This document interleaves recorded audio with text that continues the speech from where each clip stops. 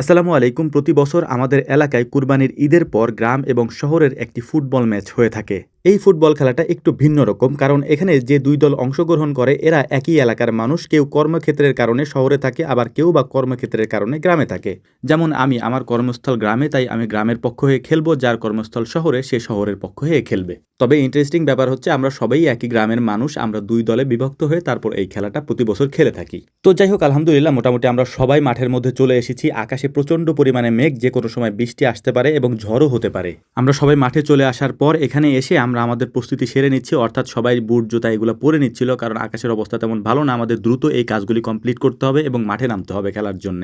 প্রতি বছর এই খেলার আয়োজনের সময় আমাদের এলাকার বড় ভাই যারা শহরে থাকেন বা যারা গ্রামে আছেন তারা আমাদেরকে অনেক বেশি সাপোর্ট করেন, আমাদেরকে অনেক বেশি সহযোগিতা করেন, যে কারণে এই পুরো খেলাটা আমরা সুন্দরভাবে পরিচালনা করতে পারি। এখানে গুরুত্বপূর্ণ একটা বিষয় বলি, যাদের কর্মস্থল গ্রামে, অর্থাৎ আমাদের যেরকম কর্মস্থল গ্রামে, আমরা গ্রামের পক্ষ হয়ে খেলতেছি, আবার যাদের কর্মস্থল শহরে তারা শহরের পক্ষ হয়ে খেলতেছে। এখানে এটা ভাবার কোনো অবকাশই নাই যে শহরের মানুষ ভালো খেলবে না, গ্রামের মানুষ গ্রামে থাকে তারা ভালো খেলবে। এর কারণ হচ্ছে শহরে যারা থাকে তারা গ্রামের সব থেকে ভালো ভালো প্লেয়ার। তাদের ভালো ফুটবল খেলাটা আমাদের গ্রামের এক ধরনের পরিচিতি। এই কারণেই মূলত হচ্ছে তাদের সাথে পেরে ওঠা বা তাদের সাথে পারাটা খুব কঠিন হয় প্রতি বছরই। তো যাই হোক, খেলা শুরু হওয়ার আগেই প্রচণ্ড পরিমাণে ঝড় এবং বৃষ্টি শুরু হয়। এই বৃষ্টির মধ্যেই আমাদের এখানকার যারা শহরে ভালো পর্যায়ে চাকরি করেন, কেউ বা শহরে ভালো ব্যবসা করেন, তারা আমাদের মধ্যে খুবই গুরুত্বপূর্ণ কিছু কথা বলছিলেন মাদকের বিষয়ে, খেলার উৎসাহ দেওয়ার জন্যে। কারণ খেলাটা আমাদের একদিনের জন্য, তবে তাদের কথাগুলি আমাদের সারা জীবনের জন্য পাথেও। এই কারণেই খুব গুরুত্বপূর্ণ কথাগুলি আমরা খুব মনোযোগ দিয়ে শুনছিলাম। তো যাই হোক, এরপর দুই দলের গেম প্ল্যানিং, তাদের কথাগুলি তারা বলতেছিলেন কিভাবে তারা খেলাটা সাজাবেন। আমরা আমাদের কথাগুলি বলতেছিলাম যে আমরা খেলাটা কিভাবে পরিচালনা করব। এরপর মূলত আমাদের মূল খেলাটা শুরু হয়।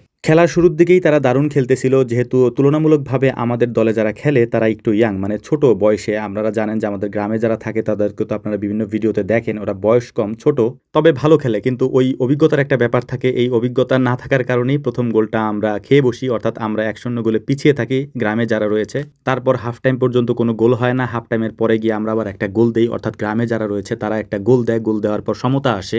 এরপর খেলাটা খুবই উত্তেজনাপূর্ণভাবে চলছিল। তবে অনেকে প্রশ্ন করতে পারেন যে ভাই আপনি খেলেন না। আমি মূলত পায়ের ব্যথার কারণে নামতেই পারিনি, কারণ আপনারা জানেন গত কয়েকদিন আগে আমাদের গরুর খামার থেকে গরু বের করতে গিয়ে হাতে, কোমরে এবং পিঠে ব্যথা পাই। সেই ব্যথাটা এখনও রয়েছে। এর পাশাপাশি ঈদের কয়েকদিন আগে আমাদের একটা হাট ছিল, ওই হাটে আমরা একটা গরু নিয়ে গিয়েছিলাম এবং ওই গরুতে পা দিয়ে পাড়া দেয়। এর ফলে আমার বাম পায়ের বৃদ্ধাঙ্গুলির নখটা উঠে যায়, যে কারণে আমি খেলতে পারিনি এবং নামার পরেও আমার পায়ের ব্যথার কারণে আর খেলাটা আমার পক্ষে সম্ভব হয়নি।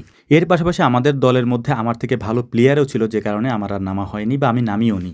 যেহেতু এটা ফুটবল খেলা, ফুটবল খেলায় প্রচণ্ড পরিমাণে উত্তেজনা থাকবেই, সেটাই হয়েছিল। তো আলহামদুলিল্লাহ 2-2 গোলে এই খেলাটা ড্র হয় এবং ড্রয়ের মাধ্যমে আমাদের এই খেলাটার সুন্দর একটা পরিসমাপ্তি